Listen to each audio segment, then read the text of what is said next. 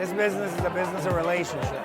Tell the truth, the whole truth, and nothing but the truth. We're gonna make this be our theme. You can't fake authenticity. So the agreement is now finalized. What does that really mean? Finalized in a sense that from a mind's eye of an attorney, they gave it the stamp of approval. It would be a contract that they would sign. It passes the legal litmus test, if you will. And so, but that doesn't necessarily mean that you're prepared to sign it at that point. We provide you with this essentially final purchase and sale agreement. We ask you to review it. We set aside some time to review this contract with you to make sure that you understand the terms. Now, there may be some typographical errors in this contract. No big deal. Those could get corrected. Or sometimes there could be some major issues with regards to the contract. There could have been something that wasn't communicated to us.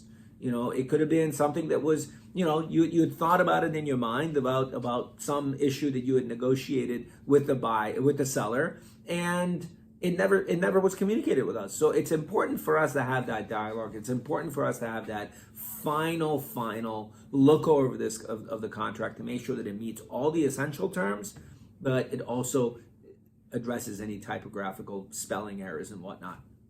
Once that contract has been vetted and verified by you and by us, and by, of course, by the seller side and the listing side, the mechanics of it is that the buyer signs first. A lot of people don't realize this. The buyer signs first, and guess what? You have to make sure that you're paying your second deposit when you're signing that purchase and sale agreement. A lot of people don't realize the additional expenditure that's associated with signing a purchase and sale. All right. Usually, customarily, you're going to be asked to pay $500 to bind your offer. That's considered the consideration.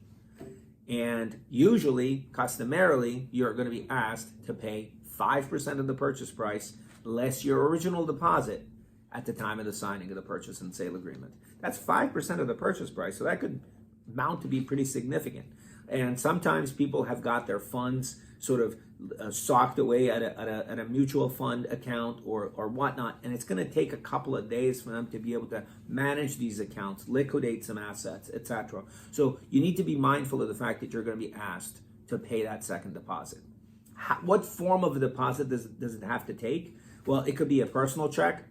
I would check with the listing agent whether they will accept a personal check. Most of them do. And depending on what the timing of the transaction is, if the transaction is very, very aggressive, let's say it's a 3-week timeline to be able to get to the closing table, personal check may not be a great option because it takes a while for a personal check to clear.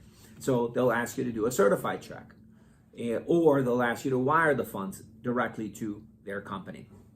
So be prepared as far as the form of payment that you're going to make, and also the fact that you are going to be asked to make that payment.